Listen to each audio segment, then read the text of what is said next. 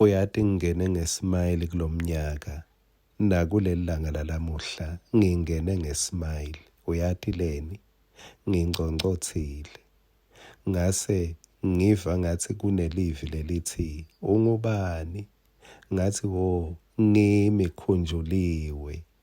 Ngase ngiva ivalo iminyango yonke iyavuleka. Wavulelwa khunjuliwe. Angikwadi wena ukuthi udibida ngabani, udadi ngabani.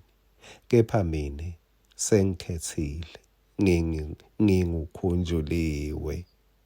Kwangathi uNkulunkulu angakupha leso sibinzi nemicabango. Wekuthi noma ngabe bekungathiwa tindo time njani la ngaphandle. Ubonile noma ukaboni.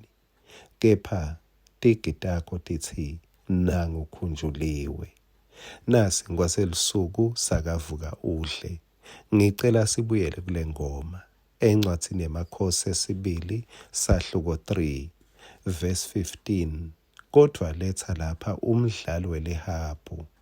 Wathi umdlali welihabhu asadlala. Sandla sasimakathe sehlela ku-Elisha. Wabe sewuthi.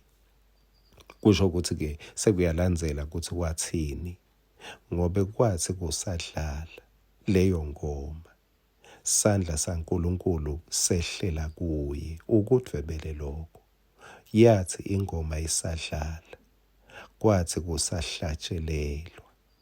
Kwase kuyevakala la kushoko uNkulunkulu. Kuhlabelela kwasusa lifu. Lekungathi bese livimba lokhu bekakusho uNkulunkulu. Hayi ukuthi kuhlabelela kwenta uNkulunkulu wakhuluma. Angibuyele kulesisho senyoni. Inyoni ihlabela ngoba inengoma. Noma ide sibungu selilanga, kudla kwelilanga. Kepha iba nengoma for that day. Thola ingoma yakho yekubonga ngisho sibungu ungakasitholi. Sengisho phela ukuthi ngisho impendulo usengenayo. Thola ingoma yekubonga. Lo Elisha bekadzinga lengoma yini kepha lebenda ayidzinge. Uyabona lapha kuverse 14. Uthi Elisha ngifunga kuphela kwasimakathe lo ngisomandla. Nale ngimkhondako ngithi kube bengingahloniphi Jehoshaphat inkosi yakaJuda. Ngabe angabuki nekukubuka futhi bengingeke ngikunake. Ukhuluma uyayiva le nhliziyo yakhe. Makabona nanga emakhosi abona bo Ahabi. Uyadada itendo ta Ahabi leti ngasikahle. Ngiko inhlito yakho yayiva igcwele intukuthelo nenzondo uthi ngaba ngubuki nekukubuka. Inhlito yakhe beyingasikahle. Lugatali malungakafakwa kahle ethunini alukuniki ingoma lemnanzi. Elisha umprofeti bekangasi in tune kuthi angeva aletha umlayeto lovela kuNkulunkulu. Wase uthi akudlalwe umusic. Khona atoba in tune namoya waNkulunkulu. Khumbula tindo taNkulunkulu sitemukela ngamoya.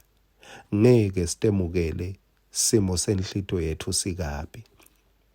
Angikukhumbule incwadi yesihlabelelo 37 verse 4. Lethi ditokotise ngaJehova. Libese lithi khona atekunika. Kepha lamhla ngicela sewulicabange kanje. Ditokotise ngaJehova ngobe utakunika lokufiswa inhlito yakho. Lenyoni ngitsite ayihlabeli ukuthi ichaze uNkulunkulu bese uyipha kudla.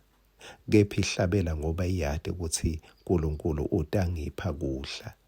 Nawe hlabelela not to entertain God. Hayi ukuthi uNkulunkulu atochazeka bese kepha hlabelela ngentokoto ngobe uNkulunkulu utakunika. Khumbula abesweli lutho loluhle labafuna yena, hhayi labafuna abendele lokuhle. Amen.